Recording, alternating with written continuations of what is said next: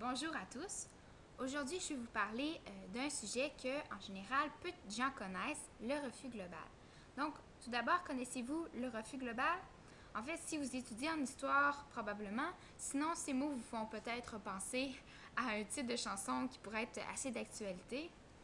Mais en fait, le refus global, c'est un manifeste qui est paru en 1948, à une époque où c'était Duplessis qui était au pouvoir.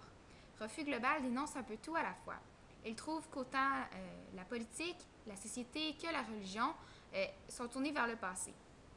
Ici, on peut voir quelques membres du refus global, dont leur chef, Paul-Émile Bordua, qui se trouve au centre et qui est aussi l'auteur du manifeste. Aujourd'hui, je veux rapidement faire disparaître ou du moins atténuer le mythe du Duplessis méchant qui est véhiculé dans Refus global en vous montrant que tout n'était pas noir à cette époque.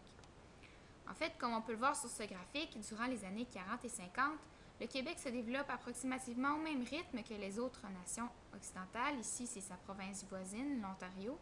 Et la modernité s'implante assez durablement sur le territoire. Par exemple, en politique, Duplessis a misé sur le développement économique, notamment par l'électrification de la grande majorité des foyers du Québec. Avec son projet de loi sur l'électrification rurale, le nombre de fermes qui bénéficient d'un service d'électricité passe de 19 à 90 entre 1945 et 1955.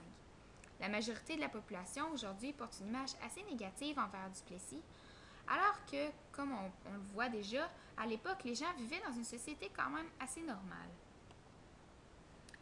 Et enfin, en 1960, lors de l'élection de Jean Lesage au Parti libéral du Québec, l'Union nationale reçoit encore beaucoup d'appui malgré la mort de Duplessis. Donc, on ne sait pas ce qui serait arrivé si Duplessis avait été vivant, mais en tout cas, ce qu'on s'aperçoit, c'est qu'il était quand même très populaire chez la population.